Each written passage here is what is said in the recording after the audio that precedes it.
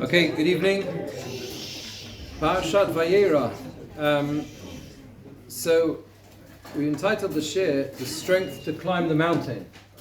And what struck me was, if you look at this parsha, which is such a rich parsha, there's so many different elements to it, there's a number of different references to mountains, hills, climbing, people standing high up or low down. Very interesting. And we'll see how we can perhaps develop a theme which links these in some way. If you are asked the question, what is the central theme of this parsha? I think it's identifiable in the story of Sodom. In other words, there are many elements to the parsha, but that central story, the story of Sodom, what happens to Sodom, the destruction of the town, occupies a central place in the story. And I came across a Chizkuni, the Chizkuni has a very interesting question, which others ask as well, and that is the first line, Vayera Elov Hashem be'elonei Mamre, that Hashem appeared to him in the Elonei Mamre, these plains of Mamre, and it says that and he was sitting at the entrance of the tent by the heat of the day. And then it says he lifted up his eyes and he saw the three angels, etc., or men, looked like whatever, how you understand. Now, the question, of course, is, to what end did Hashem appear to him? We are, all of us, I think, we learn like Rashi. We always learn like Rashi. We always understood that's how to understand it. And that is that he appeared, Rashi tells us, Levaker Esachola, to visit the sick. Avraham was recovering from the bris milah. We're familiar with it. Therefore Hashem appeared to him. And that is one way of understanding it. But there are other ways that are simpler ways of understanding it. And that is, Vayera Elov Hashem be'elonei Mamre, that Hashem appeared to him because he was going to have a conversation with him about the destruction of Sodom. And then there's an interlude, Vayisayinav Vayar, and he lifts up his eyes and he sees, and there's the interaction with the angels. And then you have the explanation, as Rashi tells us, that according to one explanation, he says to Hashem, please just wait a minute, because I have to welcome these guests and the story. But that is really interjected into the story. The simplest way of understanding the words Vayera Elov Hashem is that Hashem appears to him to inform him the plan about the destruction of Sodom, which it really enhances and emphasizes the fact that that story is at the heart of this parsha. When you look at this idea and where Sodom is and that difference between high and low places. If you turn to chapter 18, verse 16, Perek Yudches Pasuk Tezayin, it says, "Vayashkifu al pnei Sodom." So in other words, after the story of Sarah is informed she'd have a child, Vayakumu misham hu anoshim, and the men get up from there, Vayashkifu al pnei Sodom, and they look over Sodom. And the Medrash tells us that it was mimokum govoa. It was from a high place. They looked down below. If you think about it, and there's a number of references to this, because later on as well you have Perek Yutes, Pasuk Chavches, we'll come back to that later, Vayashkef al pnei Sodom, when Sodom is destroyed, it says that Avram, again, Vayashkef, the same word, he looked over Sodom. And the geography, where is Sodom? Sodom is low down in the valley, Dead Sea, etc. So literally and figuratively, there is a descent to Sodom, and those external to it, in this parsha, are described as being higher up. Again, literally and also figuratively. They are described as being higher up. Avram is higher up and he is looking down. The angels look down at Sodom. And we find, and I think we understand as we work through it, that there are a number of different problems with the story, but there are also two key different perspectives that run through the whole thing. And that is the perspective of those external to it and the perspective of those within it. Those who are within the city, those who are within the Sodom experience, seem unable to see out of it, see beyond it. They are trapped within that experience. And as we'll see, that applies to Lot as well. And it's only those, Avram, really represented by Avram Avinu, who are external to it, who can understand what is really going on, what really transpires here. So, there is a difficult dialogue, which I think highlights the problem here, which I just want to show you the Pesukim, just show you the verses. We'll come to the sources in a second. If you look at chapter 19, verse 17. So let's just read the Pesukim, chapter 19, Yud Zayin to Chaf Bet. And again, it's a part of this parsha is so familiar to us, and there are always parts of it that we've hardly noticed or skipped over, etc. What happens is, is that eventually the angels they manage to convince Lot to leave. We have that by Yismahama, he delays, and they grab hold of him and say, you've got to go now. And he leaves the city.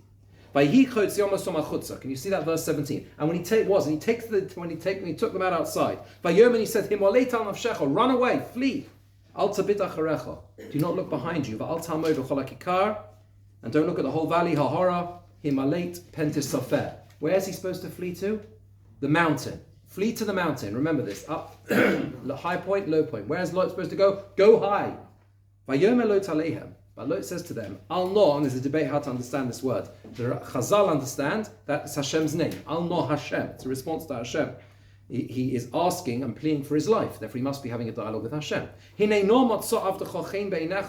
Your servant has found favor in your eyes, and your kindness is great. That you have done to me. To allow me to live and survive. I am not able to flee to the mountain. Lest the evil attach itself to me and I die. Let me flee. There's another city, and it is a small city. And let me flee over there. And it's a place called Soa. Halo Mitzar. It's something small. And I'll be able to live there. And he said to him, I will listen to you also with this matter. Not to overturn the city that you have spoken about. Maher, hurry, Himalate Shama. Flee there. I can't do anything until you arrive there. Therefore, therefore he called the name Tzoar, as in Mitzar. It's small. Therefore the city is called Tzoar. The same, right? And then, of course, the story continues. The sun goes out. Lot comes to the city. Sodom is destroyed. Where does Lot end up? On the mountain, right? He does end up on the mountain, right? Because later on it says on verse Lamed, right, 30, Vayar Lot Mitzar. Lot leaves Tzar, Vayeshev Bahar, and he climbs the mountain. And then you have the episode with the daughters, right? He climbs the mountain. Why does he climb the mountain? Rashi says because it was too close to Sodom. He was afraid in the end to dwell in Tzar. It's too close, too near. He has to go up the mountain. Now you are telling me why this whole episode is there. Why does it make a difference to the whole dialogue, the whole narrative, the fact that Lot pleads he's told to go up the mountain, he refuses, he goes to another city, and as soon as he arrives in the city, he ends up going up the mountain anyway. You ever ask yourself the question, is this simple? I'm just reading the psukim, trying to understand. Okay, well, Rashi will see. But the question is there, what is going on? Why does Lot refuse to go up the mountain? And especially as he ends up there anyway, what is going on? Let's understand as follows. What is the root of the problem of Sodom? What is the sinfulness of Sodom? There's a Gemara in Sanhedrin which really emphasizes for us. There are a number of stories in that Gemara. There's one which is so powerful, which brings out the heart of what the issue with Sodom was. Let's turn back now in the Psukim. Again, we're at the beginning of Sheni. Towards the beginning, it says, Hashem says to Avram, the Za'akas, the cry of Sodom and Amorah ki rabo, because it's great. V'chatosom ki chavdom ha'od, and their sin, which is very heavy. And that word ki rabo, which is great. The way you read it has to be ki rabba. That's where it is rabba. The emphasis at the beginning. It's already happened. It's already become magnified. Says the Gemara. Havya number 1 on the sheet. Havya hi reviso. There was a certain young girl, the havas komafko rifta la'aniya b'chatzva. It's in Aramaic. It's the Gemara in Aramaic, right? That she would take out rifta as a piece of bread la'aniya to a pauper b'chatzva in a jug. So she hid. She quietly took out, used to give a piece of bread to a pauper. Igloi milsa, the matter became known. Shafuya duvsha, they smeared her with honey. V'okmua al igar shura, and they put her on a wall. Osa ziburi va'ochlua, and she was consumed by hornets, or bees. V'hainu dichsev, and this is what it means when it says in the verse, Vayom Hashem, and Hashem said, Za'akas Sodom va'amorah ki rabba. The greatness, the magnitude of the cry that has come to me from Sodom and Amorah. V'amar of Yehuda Amar Rav, and Rav Yehuda said the name of Rav. What does it mean, that word? Rabba al iske riva, which is also can mean a young woman, a young girl, because of this cry that she cried out in pain as to what befell her. So of course, this is the story of one person, which we always know is very more powerful than the story of millions of people, right? What is at the heart of what Sodom is and what it represents? Rabbeinu Bachai explains they did lots of things wrong. Source number 2, they did many things wrong, this town. Look at the end, last word on the first line. Avol, but. Nigmar dinam. Their fate was sealed. Because they despised charity, righteousness, kindness. They didn't take any notice of their paupers and their friends, the people who were close to them, who were in a place of, they were in desperate circumstances in famine. And he says, and he goes on to say, don't have to see all of it inside, he says, this is what it means when it says in last week's parsha, the people of Sodom were ro'im v'chatoim l'Hashem ma'od, that they were terribly evil and wicked to Hashem. That means that their sin, so to speak, arrived at Hashem's door. Because we see elsewhere, when it comes to poor people suffering at the hands of others, what does it say? The Pasuk in Vayera says that you have to be very sensitive to the needs of those in need, because the Kara alecha el Hashem v'yavachachet. Because the worst thing is they will cry out to Hashem for not being cared for, and the sin will be attached to the people who could look after them but were not. And he also says, we see this clearly, there's a psukim in Yechezkel where the prophet says this was the sin of Sodom achotech, Sodom your sister.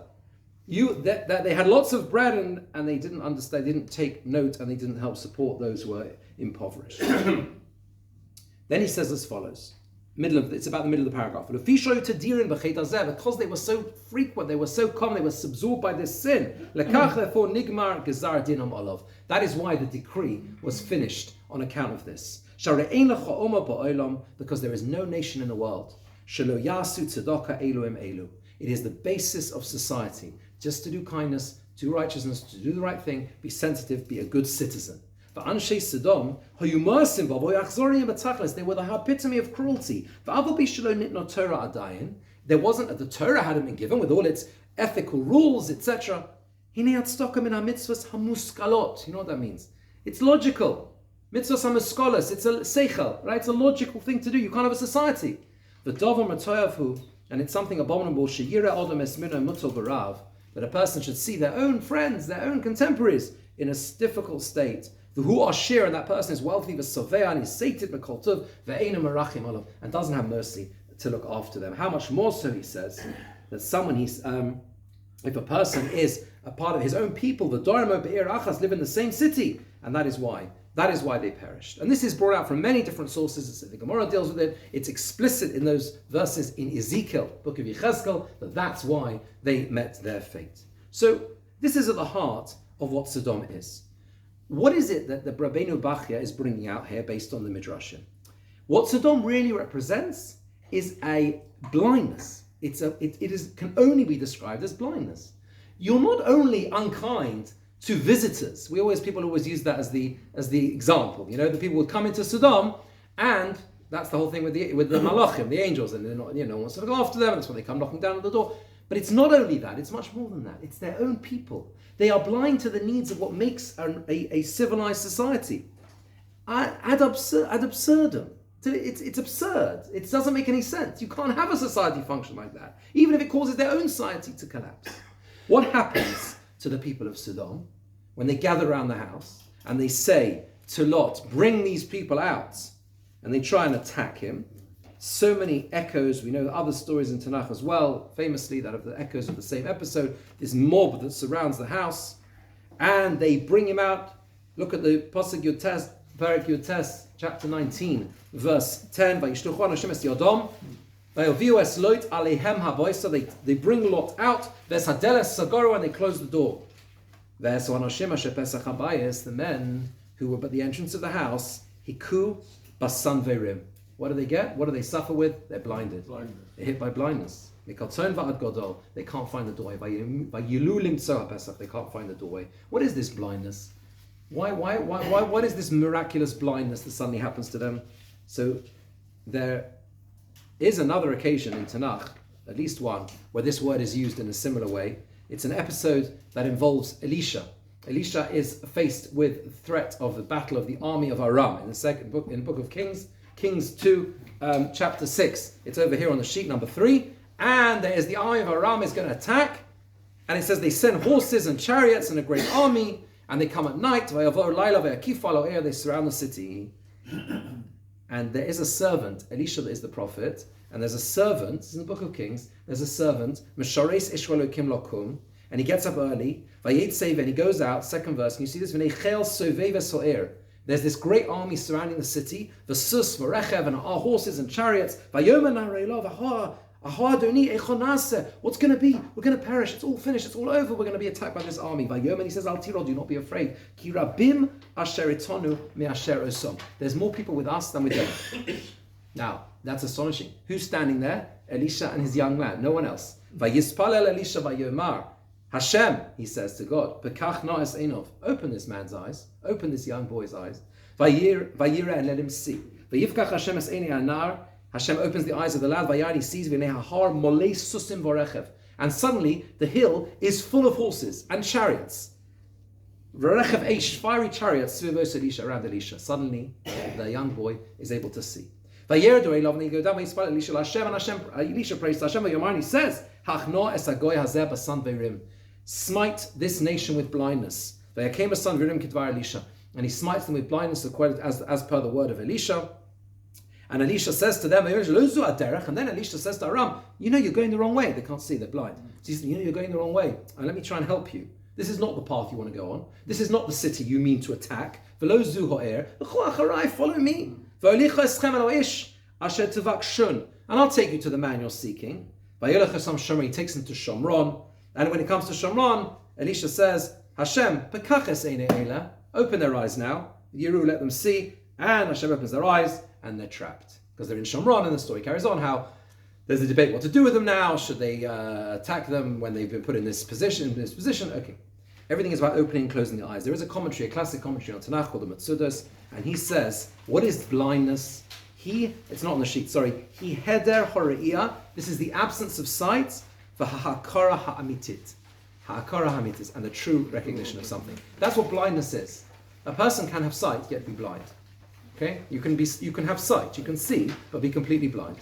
And the message of the story with Elisha, what is going on, is, yes, the actual blindness, but understand there are two occasions of blindness. There is the person who is the young man who also can't see. What can he not see? He can't see Hashem's presence. He can't see. He is so fearful. Elisha says, Hashem, open his eyes, and suddenly he sees Hashem's protection. He sees the fiery chariots. The people of Aram are made blind. They lose. They don't have any true vision. And therefore they are able to be, and they are misled in this way. And this is also, presumably, the meaning of Basan Verim here. It means, yes, they were blinded, but the deeper understanding of what it means to be blinded means that they are in a position of blindness. They are living lives that are blinded. So that's why, presumably, they are particularly attacked with blindness, because they're living in a place that is blind. They walk through life blinded. And now we understand the radical difference with Avraham's approach. Rav Hirsch explains. Let's turn back to the tefillah, the famous tefillah. Avram prays for Sodom to be saved. What does Avram actually pray for? What does he daven for? Let's have a look. It's in the beginning here, and he says, chapter 18, Pasuk Chaf Gimel 23. Sorry for turning backwards and forwards, but it's worth it. Vayigash Avram vayomar. Avram approached and he said, Ha'af tispeh tzadikim rasha. Will you also consume the righteous with the wicked?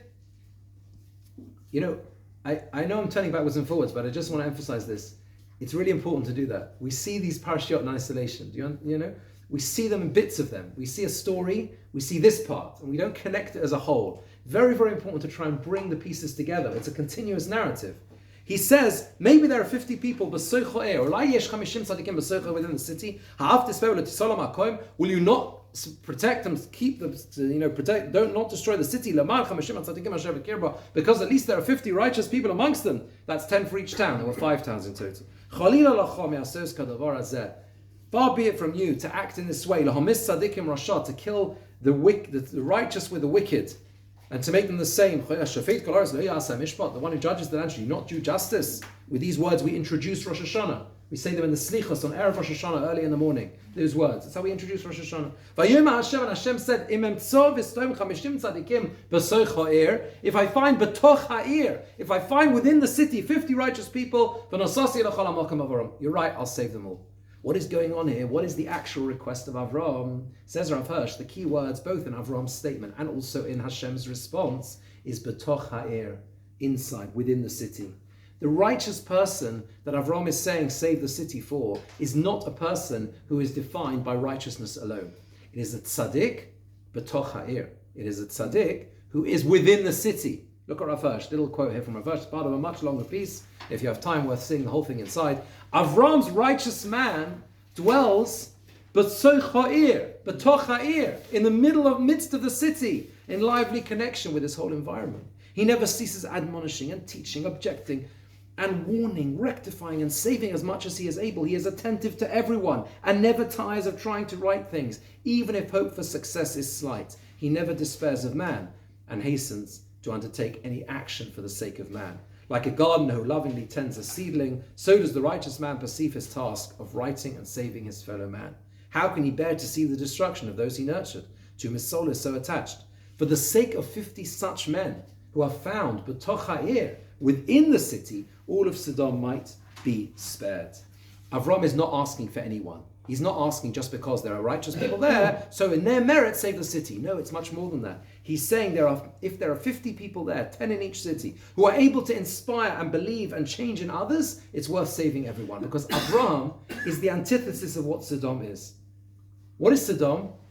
I won't help anyone at all, even those who are close to me, even those who are my neighbors, my friends, not only the guests, not only the people who are visiting. I won't turn around to the person near me. That was Rabbeinu Bachai said. That was the root of their sin. It is a blindness to what makes a good society or even a functional society. And Avram is the exact opposite. Avram says, I'm looking for people, if there are people in that city who would be able to look out for others, who would be able to understand that their righteousness is not defined by their own actions, by how they live their own lives. It is defined by how they radiate that to everyone around them. That's a righteous person. That's what I'm looking for. Sorry, but what about Noah? Because in a sense, he wasn't Basocha. He was a tzaddik, but he didn't reach out to them. And what happens? Only he is saved. Saved only, but... That's it. But Avraham wants more than that. Because Avraham, his whole ideology is, I want to save these people. Even though they're so bad. But he knows that the only thing that can save them is a shift in this identity and ideology, which they can't do. It doesn't happen like that. But we have to understand what is going on here. Remember how we started. Where is Avraham? Up on the mountain. He's high up. He is outside the city. The people in the city are stuck. They cannot see this different way of living. They are within that the problem, and therefore they can't break out free and see anything differently. What do they say? What do they say to Lot when they discover that he has got guests, which is a terrible crime in Sodom? They say, Ha'echad ba'al agur vayishpot shofot. Someone has come to sojourn. You're a visitor. You came recently. Vayishpot shofot, and you're judging. You're the one now. You're telling us how to behave, and you're telling us that you want to look after the people inside it. You see the parallel now with Avraham? That's what Avraham is saying. Avraham is saying that's what people should be doing. People should be able to say, this is right. I'm going to stand up and make a stand. I'm going to say, this is right. This behavior is wrong. That's exactly what they don't want Lot to do. Why Lot was saved? What? Lot was yeah, so Lot has enough merit, it would seem, to be saved. But we'll see in a minute what the problem with Lot is. Okay, so what happens afterwards? Avraham, we haven't quite finished with Avraham. With Avraham. There's another piece to what happens with Avraham. Look at chapter 19, Pasuk Chav Zayin 27, and then we'll come to Lot. 19. Chapter 19, verse 27, Pasuk Chav Zayin. So, after the cities are overturned, and Lot's wife looks behind him, and she becomes a pillar of salt. I mean, everything, so much to talk about, no time. Why is she turning around and looking behind him? She looks behind her. Okay? See if you can discover an answer to that. Right? You understand? It should be she looked behind her. It doesn't say that. It says, Me'acharav. She looks behind him. Okay? Yeah? Vayashkem Avram ba'boker. Avram gets up early in the morning, and he goes up early in the morning to the place that he originally stood, es pnei Hashem, in the face of Hashem. Vayashkef al pnei Sodom. And he looks out, the same word, he looks down over Sodom and Amorah and the whole valley, and he sees the whole thing is in flames. He sees everything on fire. The smoke is kikitar hakivshan. It's such evocative words. It's like the smoke of a kiln, a furnace, right? That's all he sees is smoke. Says the Gemara in Brachos, this is number 5 on the sheet. Omar Rabbi Chelboy, Omar Rav Huna. Rabbi Chelboy said in the name of Rav Huna, Kol hakoveh mokom litzviloso. Anyone who fixes a place for prayer, Elokei Avraham be'ezra, the God of Avraham will support him and sustain that person. Ukashemes. And when that person eventually dies, Omimlo, they will say, E'onav Echosid. Where is this humble person? Where is this pious person? Mitamidov shel Avraham Avinu, a student of Avraham our father, because he is the successor to Avraham. Avraham Avinu min Nolan dekova mokom. How do we know that Avraham fixed a place for prayer? Because the verse says, you see how important it is to remember a shul? Fix a place for prayer. And within the shul you should have a place as well. But the main thing is to have a shul, community, does it? The verse says, Vayashkem Avraham baboker, that Avraham got up early in the morning, ala mokom asher omad sham, to the place that he had stood. Ve'ein amida ela tefillah. And we understand that standing is prayer. Shneimar, the verse says, Vayamod Pinchas vayafalel. Pinchas stood and he prayed. So from here we learn that you've got to fix a place for prayer. Because what does Avraham do in this verse? He goes and prays in the same place that he prayed before. Where did he pray before? What did he pray for? What did he pray for? Yeah, what happened? It didn't work. It didn't work. What is he looking at now? The destruction. The destruction. And he goes to the same place and prays. Why does he go to the same place and pray? Why does he do that? Why does he go to the same place? Because Avraham represents a person who is never going to give up on his belief in others. Even when it seems that entire belief is shattered. He goes to the same place. He returns to the same place to pray. Even though his prayer was not answered. You think that would be the last place he'd go to. You'd think that the last place he wants to be in is the place where that big, huge prayer, put everything on the line. It was a huge risk. We read the words, we don't understand. What does it mean to confront Hashem, so to speak? And you feel it in the words as he says them. He says, if I haven't spoken too much, he says, he says, I'm nothing. How can I open my mouth to Hashem? You've decided to destroy the cities. And our prayer is not answered. The prayer is answered, and it is answered, but the answer is no. There is not enough righteous people. Yeah, he goes back to pray in the same place. Avraham represents the ability to inspire others. And that is why it says, I think, in this Gemara, that when this person who does the same thing dies, what do people say? They talk about him, how he's inspired others. This humble, this pious person who is a student of Avraham, that is inspiring others, going back to the same place, being part of a community, davening in a fixed place. That's what's going on here. That is what Avraham Avinu represents. Right, so you had a question, Josh, before we get to Lot. Yes, I'm sort of still going back to Sodom. Okay. And these people that you have described them very vividly as sort of almost singularly unfriendly or inhospitable. How can they build something when they can't talk to one another in the sense of being cooperative? It sounds to me like almost like a science fiction society of clones, which are not really. Well, they don't appeal and real. But they are, because they're here. There's a real existence here. So this is obviously extreme. It's obviously extreme, but it's real. The whole point is that what comes out of so much of Bereshis is the fact that it's real. That's the point, because it's real.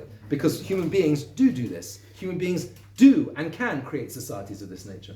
And we at our peril, we think it's dystopian. That's the point. Yes, but that's the point. We don't have time to go into it more now. We don't have time. There's right there. Even in dystopian society. Maybe, but in this place there wasn't. No. In this place there wasn't. And if we think, yes, we always have to have faith in humanity. Of course we do, right? But the message of it is there can be a society which can completely collapse. It can do that, and there are examples in history of that, right? More to say, but forgive me. Now we'll carry on with that. Fair, no. It's a fair point. So, okay. So so I want to make sure I'm going to skip the next song. I'm going to skip the next song because I want to get to Lot now. So number 7. What happens with Lot?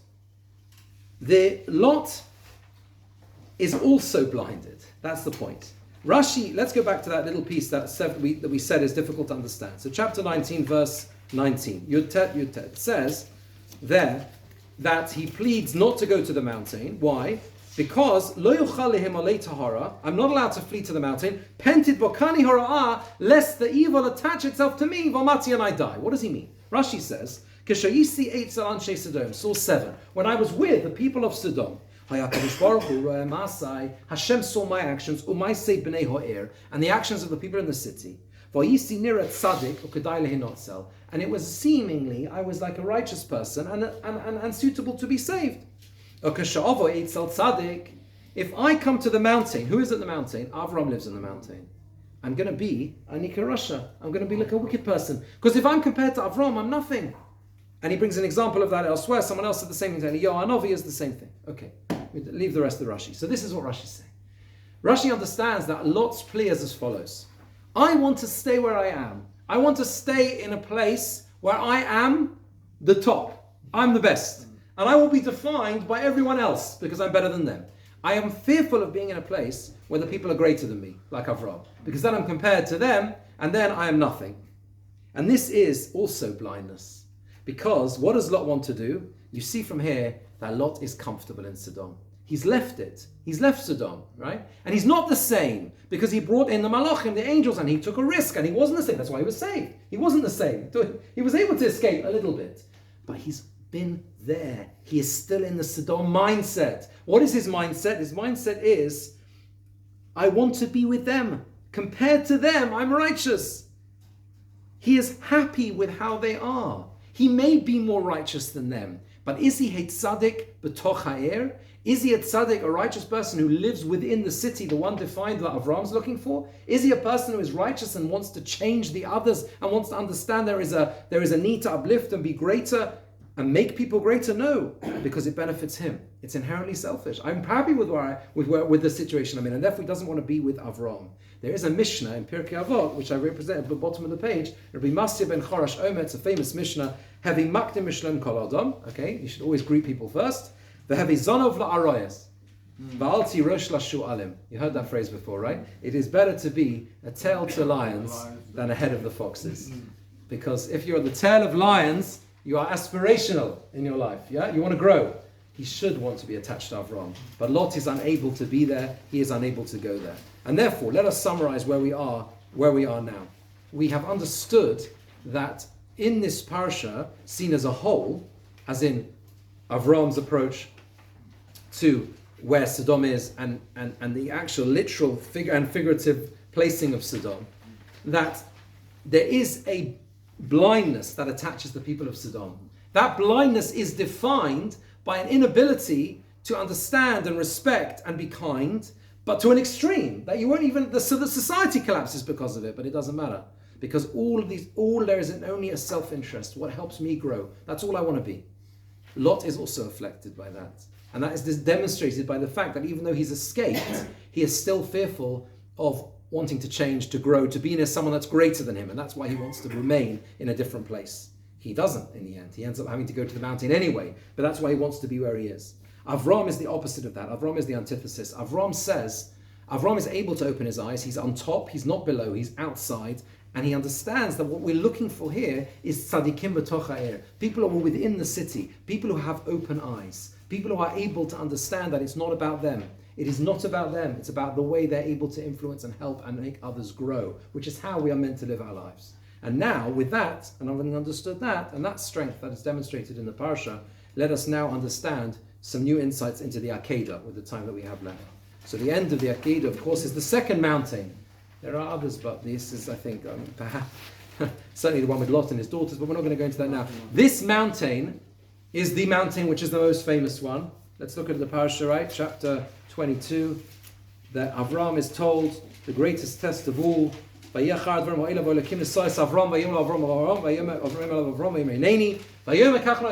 son and take your only son who you love, Yitzchak, bring him up as a burnt offering to one of the mountains that I will show you. Now, this idea of Achat He'orim, Rashi, source 9, Rashi says, HaKadosh Baruch Hu Masehat Tzadikim Achagach Megal Elohem. Hashem, so to speak, leads them astray and then reveals to them. He doesn't give it away immediately, to increase their rewards. And similarly it says, we have other examples to the land that I will show you. With Jonah, it says, you shall read what I'm going to tell you, but he doesn't tell him what to read until later.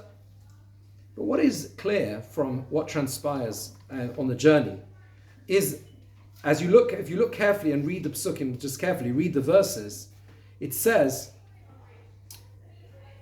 Avram gets up early in the morning, pasuk, right, verse 3, he saddles his donkey, he takes these two na'arav, the shnei na'arav, according to Rashi, it's Ishmael and Eliezer, the sages say it's Ishmael and Eliezer, and he takes them with, and they take the wood, etc. They go to the place that Hashem has spoken about.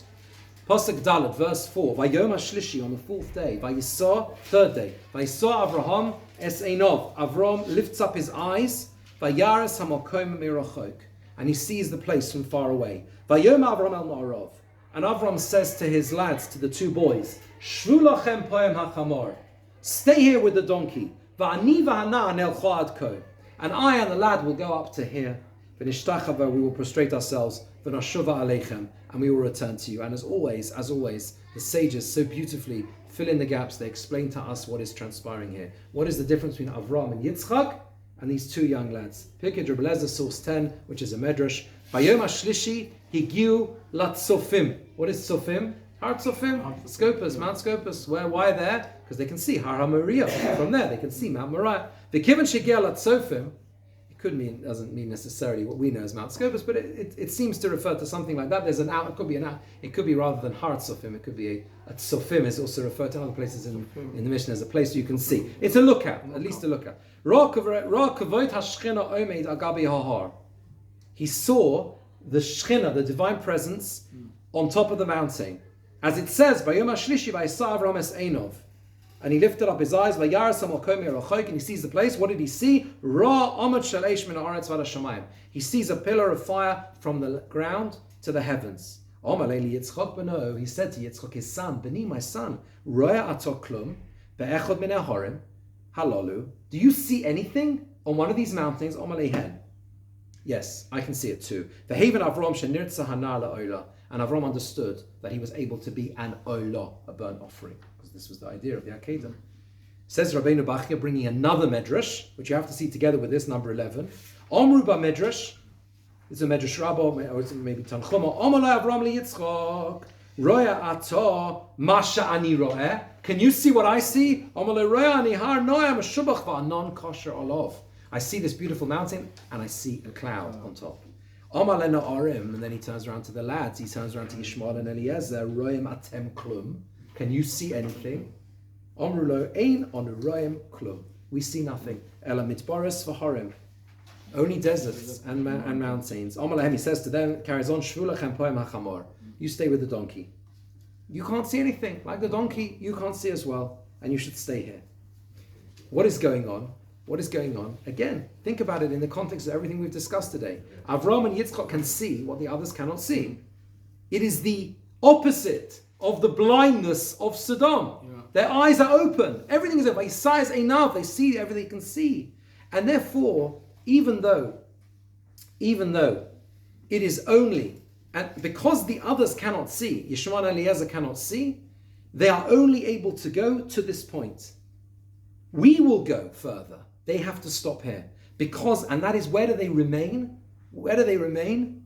In the valley. They can't climb the mountain. Again, the same thing. They can't go up to the mountain. They have to stay in the valley because they haven't got the sight, they haven't got the vision. Avram is open to what we call ruchniut. He's open to spirituality. And he tests Yitzchak. Can you see? Yes, he can as well. He can see further. And therefore, nelcha ad ko. We will go up to here. What does it mean, nelcha ad ko? What does it mean we will go up to here? Rashi tells us, I don't think I produced it over here. No, I didn't. Rashi tells us, what does it mean ad ko? They would understand ko yeh zarecha. We will understand from here how your descendants will be, how it will be fulfilled, how the miracle of Jewish survival will be fulfilled. There are so many layers of meaning here. They see the mountain. At this moment in time, Avram has been told there's no future, because that son you longed for is no more. He is going to be offered up as a burnt offering. There is no future. But because they can see the cloud, because they can see and sense the divine presence, therefore, va'ani v'hana nelcha ad ko. What is that word ko? Rashi tells us that it's not on the street, on the sheet. Midrash Agada ereh, I will see. Heichon hu masha amali hamokem ko yezarecha. I will go and see how it will be fulfilled that Hashem said to me, this will be your descendants. He doesn't know how it's going to be fulfilled, but he knows it will be. One way, something is going to happen, something will change. And then, what is the result? The ultimate result is, after the Akedah Vayera, he says, Avram, and we know, he says, stay your hand, etc. Don't touch the boy. Now turn to the end of the story, and Yitzchak survives, and he calls to him again. Sorry, before that. Vayikra Avraham Shem HaMokomahu. This is verse 14. Pasuk Yudalet. Vayikra Avraham, and Avraham calls Shem HaMokomahu Hashem Yireh. What does he call the place? It's all sight. It's all sight. Hashem Yireh. Hashem will see. Asher Omer Hayom, that it will be said on this day, Bahar Hashem Yeroeh. On the mountain of Hashem, it will be seen. And the Midrash tells us that the Beis HaMikdash, the site of the temple, this is number 12, Midrash and Tehillim, is called Shalem, because we learned in last week's parsha, Malki Tzedek was called Melech Shalem, and Avram called the Beis HaMikdash Yireh, Hashem Yireh. So what do? Hashem said, if I call it Shalem, Hashem called it, I'm going to nullify the words of Avraham. And if I call it Yireh, I'm nullifying the words of Shem, who was very righteous as well. Ma'asa Kadosh Baruch Hu, last few lines, what did Hashem do? Shittif, he made a shutfut, he made a partnership. Masha Korosh Shneim, and that's how it became Yerushalayim. Yerushalayim. Those are the two words together. That's how we get Jerusalem.